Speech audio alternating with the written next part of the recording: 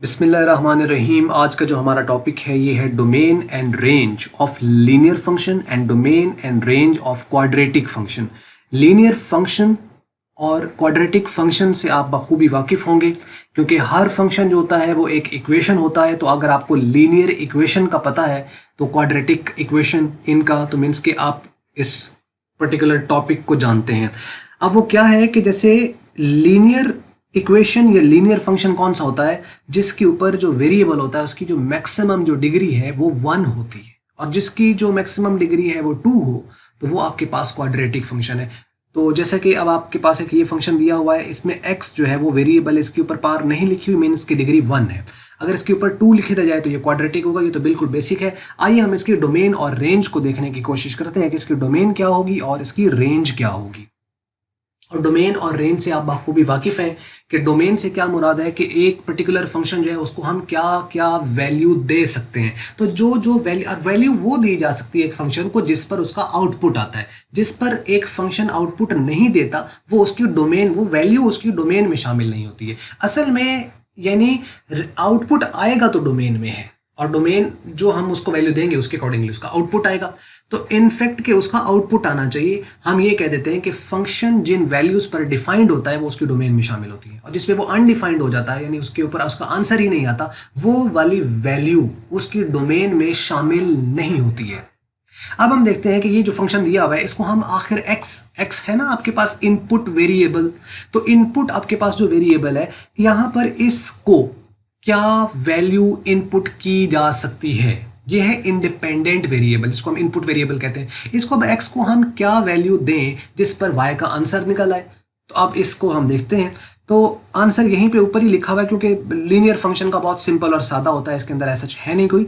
Domain of linear function is real number. जो domain है linear function की वो एक रियल नंबर होता है। रियल नंबर क्या होता है, यानी जो इंटीजर भी हो सकता है और जो डेसिमल भी हो सकता है, पॉइंट में भी हो सकता है, बगैर पॉइंट के भी हो सकता है। तो और वो कहता है कि it's range is also a real number. इसकी जो रेंज है वो भी रियल नंबर है। रियल नंबर मतलब जो डेसिमल में जैसे कि 0 पॉइंट समथिंग भी हो सकता है, 1 पॉइंट समथिंग हो सकता है, 2 पॉइंट समथिंग हो सकता है और इस तरीके से 1 2 3 4 हो सकता है, माइनस में भी हो सकता है, पॉजिटिव भी हो सकता है। वो होते हैं रियल नंबर्स, यानी पॉजिटिव नेगेटिव होते हैं और इंटीजर में भी हो सकते हैं और डेसिमल फॉर्म में भी हो सकते हैं। तो इसकी जो डोमेन है वो भी सेट ऑफ रियल नंबर है और जो इसकी रेंज है वो भी सेट ऑफ रियल नंबर है। रेंज से क्या मुराद है कि इसका मतलब ये है कि इसको कोई भी वैल्यू दी जा सकती है। कोई भी वैल्यू दी जाने से मुराद है कि इसको हम कोई भी पर्टिकुलर वैल्यू देंगे तो उसके ऊपर उसका आंसर कोई ना कोई आएगा और जो आंसर रियल होगा, मतलब कोई सा भी आंसर आ सकता है, इसका आउटपुट कोई भी नंबर आ सकता है जो रियल नंबर हो। अब इसको हम चेक करते हैं कि आखिर कैसे पता चलता है। इसके लिए एक तो हमें टेबल सबसे पहले नीचे बनाया हुआ है। इन टेबल में हम वैल्यूज पुट करेंगे, चंद एक वैल्यूज आप ले लें। उसके लिए वैसे तो चूंकि रियल नंबर है तो मतलब बेतहाशा किस्म के नंबर यहाँ पे पुट किए जा सकते हैं जिसको कोई लिमिट ही नहीं है। नेगेटिव इन्फिनिटी से पॉजिटिव इन्फिनिटी तक कोई भी नंबर इसके दरमियान आप पुट कर सकते हो।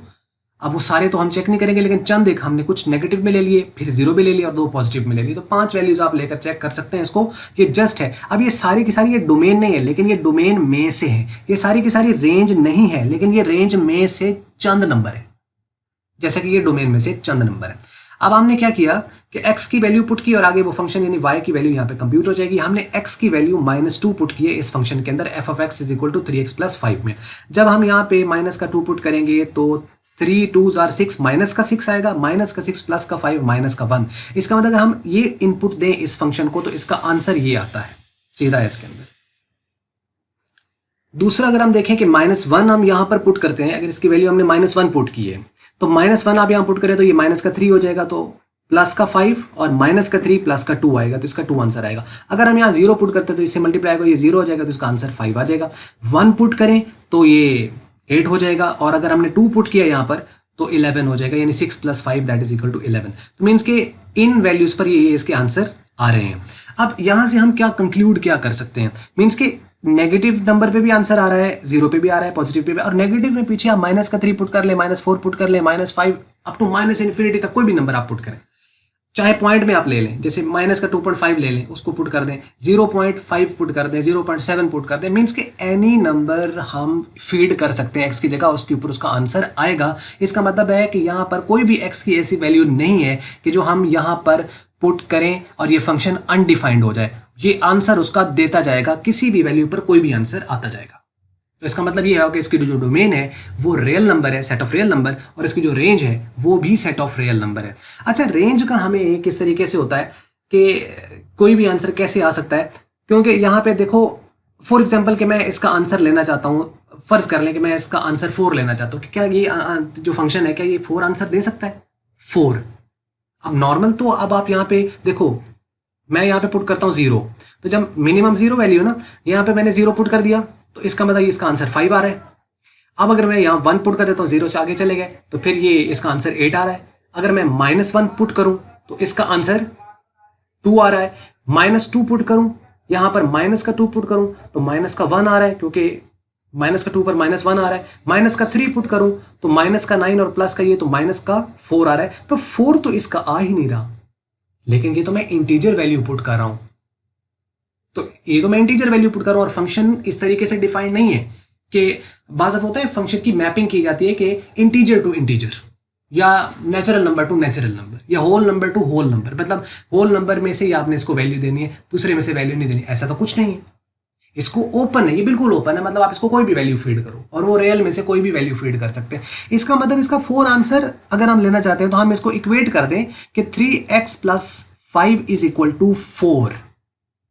जब हम ऐसा करेंगे तो ये 5 इधर प्लस है, उधर जाके क्या हो जाएगा माइनस, तो 4 में से 5 निकलेगा तो माइनस का 1, यानी 3x = -1, और x की वैल्यू क्या निकलेगी -1/3। इसका मतलब अगर इसका 4 आंसर बिल्कुल आएगा कि x की वैल्यू मुझे -1/3 पुट करनी पड़ेगी। अब मैं जब -1/3 इसकी जगह पुट करूंगा, 3 से कट जाएगा तो यहाँ माइनस का 1 बच जाएगा, तो ये माइनस का 1 और प्लस का 5, तो इसका आंसर 4 आ रहा है। इसका मतलब, लेकिन माइनस का जो 1/3 है ये इसके डोमेन में है, लेकिन ये इंटीजर नहीं है, लेकिन फ्रैक्शनल है। फ्रैक्शनल मतलब आप यूं समझ लें कि डेसिमल पॉइंट में है वो, और एक रियल नंबर है, -1/3 is a real number.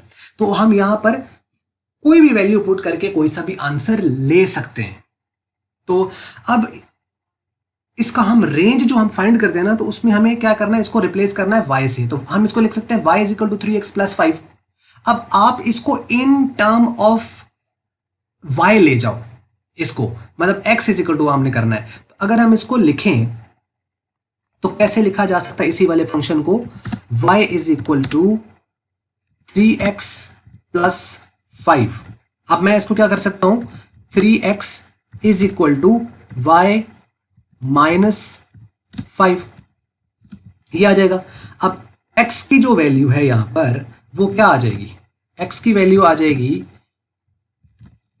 y - 5 और होल डिवाइड बाय 3।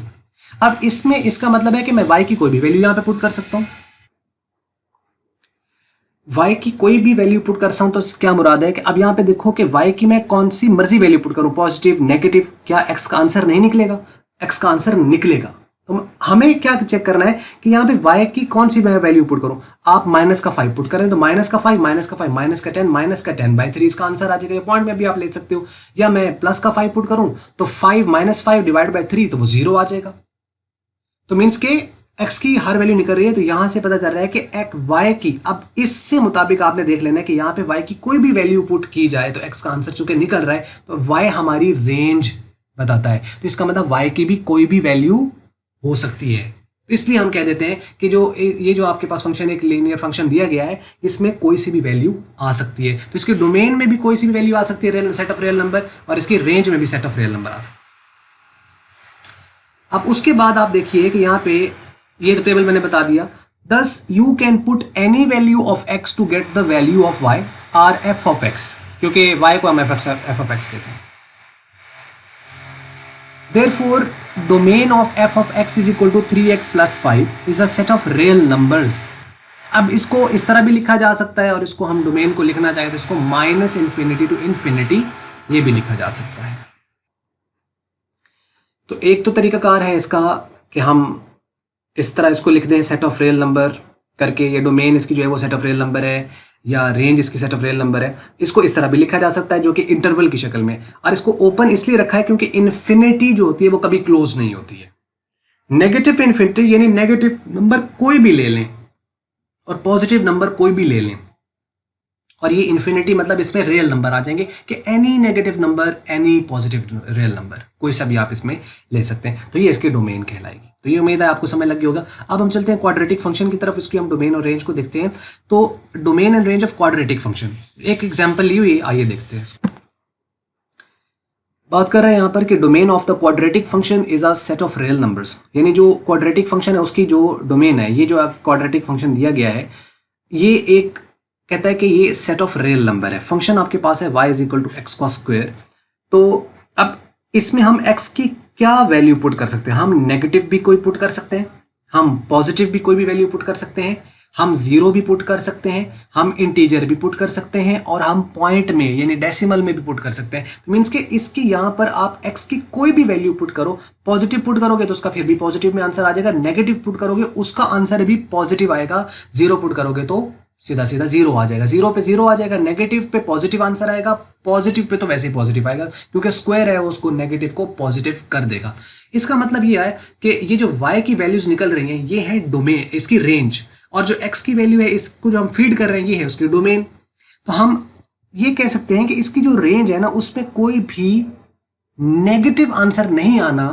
तो इस वजह से इसका मतलब है कि इसकी जो रेंज है उसमें पॉजिटिव रियल नंबर तो आ सकते हैं, जीरो भी आ सकता है क्योंकि जीरो ना तो पॉजिटिव होता है ना नेगेटिव होता है, लेकिन नेगेटिव y की वैल्यू आ ही नहीं सकती इसकी। तो इसका मतलब इसकी रेंज भी आपको यहां से पता चल गई होगी कि इसकी रेंज क्या है। हम उसको देखते हैं। आइए सबसे पहले देखते हैं कि x की हमने वैल्यू फीड की है यहाँ पर और y की हमने यहाँ पे वैल्यूज निकाली है। देखिए हमने नेगेटिव वैल्यू पुट की, आंसर पॉजिटिव आया, यहाँ नेगेटिव पुट की, आंसर पॉजिटिव आया, जीरो पे तो जीरो ही आया, पॉजिटिव पे पॉजिटिव आया और पॉजिटिव पे पॉजिटिव आया।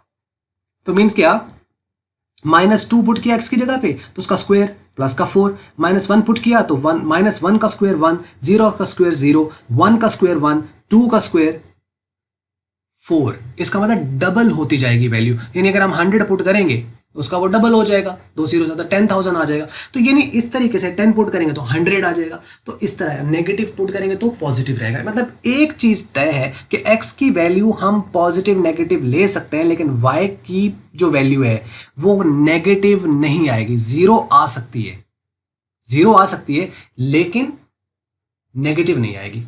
और आपने नेगेटिव वैल्यू पुट करके भी देख लिया था। तो मतलब रेंज भी समझ लग रही है और डोमेन भी समझ लग रही है। तो डोमेन तो क्लियर हो गई कि set of all real number के कोई भी पुट करो, लेकिन उसका आंसर जो है जो आ रहा है वो सेट ऑफ रियल नंबर नहीं आएगा क्योंकि रियल नंबर में तो नेगेटिव नंबर भी होते हैं, तो इसका तो नेगेटिव में आना ही नहीं है। तो इसकी जो रेंज है इस क्वाड्रेटिक फंक्शन की वो सेट ऑफ, अब ये जरूरी नहीं है कि रेंज हर क्वाड्रेटिक फंक्शन की जो होती है वो set of real number, positive real number होती है ना, ऐसा नहीं है। किसी की नेगेटिव निकल सकती है, वो मैंने नीचे एग्जांपल कुछ दी हुई है, वहां से आप इसको मजीद थोड़ा एक्सप्लोर कर सकते हो, अंडरस्टैंड कर सकते हो। अच्छा देखो, सबसे पहले इसको हम क्लोज करते हैं। Thus you can put any value of x to get the value of y और f ऑफ x। कोई भी आप x की वैल्यू पुट कर सकते हो। Therefore the domain of f of x is equal to x square, ये जो फंक्शन है is set of real number. इसकी जो डोमेन है वो सेट ऑफ रियल नंबर है। तो हम डोमेन को -∞ टू इन्फिनिटी ओपन इंटरवल में लिख देंगे। ये बात तो समझ लगी। अब आते हैं इसकी रेंज कैसे फाइंड करनी है। देखो जब भी रेंज फाइंड करनी है ना तो आपने फंक्शन को इन टर्म ऑफ y लिख देना है, इन टर्म ऑफ y लिख देना है यहाँ पे क्वाड्रेटिक का। अब आप इसको देखो, हमने क्या किया कि क्या फंक्शन था y f of x is equal to x square, जिसको हम y is equal to x square लिख सकते हैं। तो मतलब हम इसको y की फॉर्म में ले आए, यानी y को हम राइट साइड पे ले आए, तो x square is equal to y है। अब हम इसका दोनों तरफ अंडर रूट ले लेंगे तो इसका तो कट जाएगा, लेकिन इसका मतलब plus minus under root y। देखो ये हमारे पास अब आ गई। अब हमें यहां पे देखना है कि हम y की यहां पे कौन कौन सी वैल्यू पुट कर सकते हैं जिस पर x का आंसर आता जाएगा। जो हम y की यहां पुट कर सकते हैं ना, असल में y हमारी रेंज है। तो अब जो y की वैल्यू पुट की जा सकती है वो उसकी रेंज के सेट में शामिल है। अब आपको पता है बेसिक चीज है कि अंडर रूट जो होता है वो नेगेटिव नंबर का नहीं निकलता, क्योंकि वो इमेजिनरी नंबर्स में फिर चला जाएगा, आयोटा यूज करना पड़ता है। तो रियल में तो इसका आंसर नहीं आता है। मीन्स के अंडर रूट y है। अब y की वैल्यू मैं 0 पुट करूं तो 0 का अंडर रूट 0 आ जाएगा, 1 करें तो 1 का भी आ जाएगा, 2 का भी निकल आएगा। ठीक है कि वो पॉइंट में चला जाएगा। मीन्स के रियल नंबर है, इंटीजर निकल सकता है, डेसिमल निकल सकता है, लेकिन नेगेटिव नहीं। तो वो हमने ऊपर से अंदाजा लगा लिया था कि y का आंसर तो नेगेटिव आ ही नहीं सकता, और यहां से पता चल रहा है कि y की वैल्यू हम नेगेटिव पुट ही नहीं कर सकते। तो यहां से हमें पता चला कि y की जो वैल्यू है वो या तो 0 हो या 0 से बड़ी हो, यानी 0 से बड़ी सी मुराद क्या है, अगर हम इंटीजर में कंसिडर कर ले अपनी अंडरस्टैंडिंग के लिए, वैसे तो पॉइंट में भी आ सकता है, तो 0 हो सकता है, 1 हो सकता है, 2 हो सकता है, 3 4 5 6 एंड सो ऑन, या 0.01 हो सकता है, 0.001 हो सकता है, 0.00001 हो सकता है, 0.012 हो सकता है, कोई भी नंबर हो सकता है, लेकिन पॉजिटिव। नेगेटिव में हम 0.01 भी नहीं ले सकते। क्यों? क्योंकि नेगेटिव का अंडर रूट नहीं निकलना। तो मिनिमम जो वैल्यू ली जा सकती है वो 0 है, बाकी उससे बड़ी लेनी है। तो इसका मतलब हमें यहां से पता चला कि इसकी रेंज क्या है। इसकी रेंज है कि y should be greater than or equal to 0, के 0 से लेकर पॉजिटिव इंफिनिटी तक जिसमें 0 शामिल है।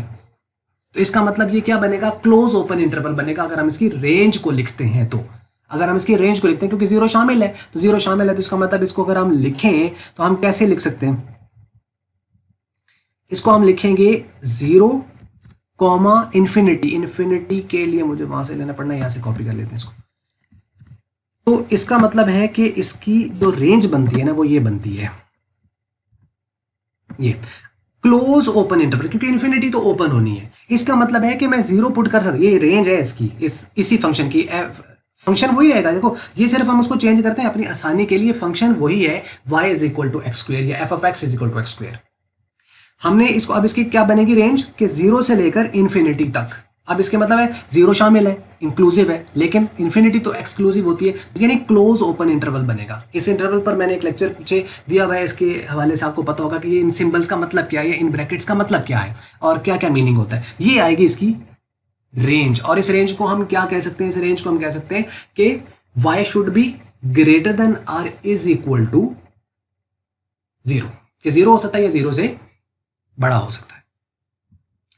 तो ये बात समझ लगी होगी यहां तक आपको। तो ये है इसकी रेंज। अब इसको जैसे अब यहां लिखा गया है, तो इसका कहता है कि range of function f(x) is equal to x square. देखिए फंक्शन वही रहेगा, फंक्शन आपने वही कहना है कि y is equal to x square.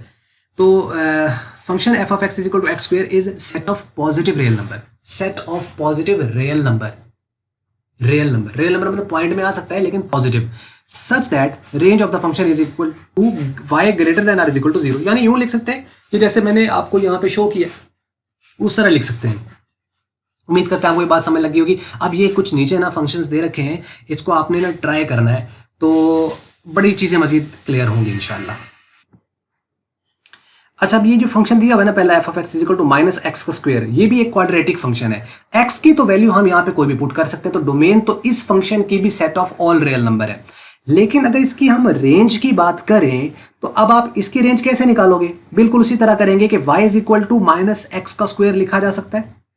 ठीक है, अब इसका माइनस खत्म करने के लिए y के साथ लगा दें, मैंने दोनों तरफ -1 से आप यूं कह लो कि हम मल्टीप्लाई कर देंगे, तो क्या आएगा x square is equal to -y। अब आप अंडर रूट लेंगे दोनों तरफ, तो यानी x का आंसर आएगा x is equal to plus minus under root -y, यानी y जो अंदर आ रहा है वो नेगेटिव है। अब यहां से आपको पहले ख्याल जहन में ये आ सकता है कि y खुद जब नेगेटिव है तो नेगेटिव का तो अंडर रूट नहीं होता, तो मतलब y की हम कोई वैल्यू दे ही नहीं सकते। गलत, y की आपने यहां वैल्यू पुट करनी है, लेकिन वो अंदर उसके माइनस आ रहा है, वो माइनस खत्म भी तो हो सकता है। कैसे हो सकता है कि आपको y की वैल्यू नेगेटिव लेनी पड़ेगी, आप पॉजिटिव नहीं ले सकते।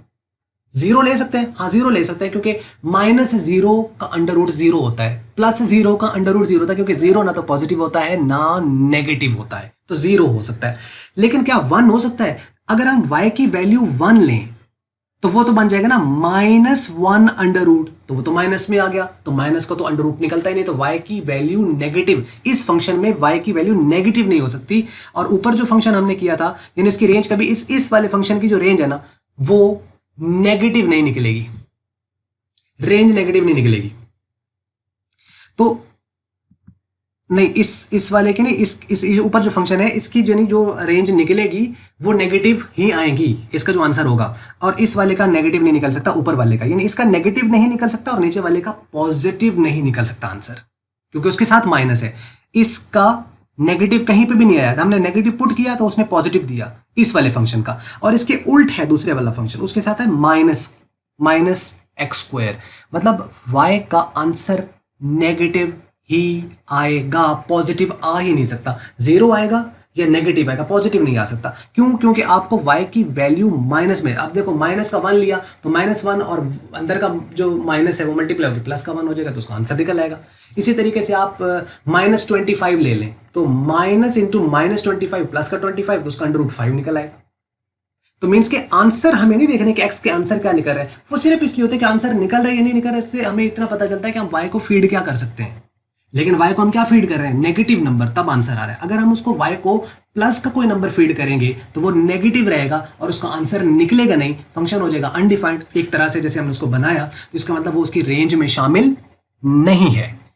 तो ये आपको यहां तक बात समझ लगी होगी, यानी इसकी जो रेंज है वो 0 या 0 से कम निकलेगी, 0 या 0 से कम, जिसमें 0 शामिल है। और जो इस ऊपर वाला जो फंक्शन था, जैसे f of x is equal to x का स्क्वायर, इसकी जो रेंज थी वो 0 या 0 से ज्यादा निकलेगी। ये आपको उम्मीद है बात समझ लगी होगी। अब देखें नीचे एक ये दिए हुए, इनको आप देख लें। इसमें ये बड़ा एक अहम रोल किरदार अदा करता है यहाँ पे -1। इसको जरा देखिएगा, सोचिएगा करके, और मुझे जरूर कमेंट्स में बताइएगा कि इससे आपने क्या सीखा कि एक्स का स्क्वायर, वही ऊपर वाला फंक्शन है, सिर्फ -1 कर दिया, इससे रेंज पर क्या फर्क पड़ा वो देखना है। डोमेन पे तो कोई फर्क पड़ेगा नहीं क्योंकि आप कोई भी वैल्यू पुट कर सकते हैं, रेंज को देख लेना है। और -5 पुट करके क्या फर्क पड़ा, आप इसको -8 -9 भी पुट करके थोड़ा सा आप सोच सकते हो कि क्या फर्क पड़ रहा है। और +5 या माइनस का या +5 है, इसको पुट करके देखिएगा कि आखिर रेंज पर क्या फर्क पड़ रहा है। तो उम्मीद करते हैं आपको ये लेक्चर जो है वो क्लियर हो गया होगा। बाकी ये जो है, अगर कोई आप सजेशन देना चाहे तो आप उसको कमेंट्स में ज़रूर बताइएगा। और उम्मीद करते हैं कि आपको मल्टीपीडिया की वीडियो अच्छी लगी होगी। अगर आपको अच्छी लगी है तो इसको आप फिर लाइक कर लें, शेयर कर लें दूसरों के साथ। अगर आपको अच्छी नहीं लगी इसको आप कर दें डिसलाइक। और वीडियो देखने का हमेशा की तरह बहुत बहुत शुक्रिया।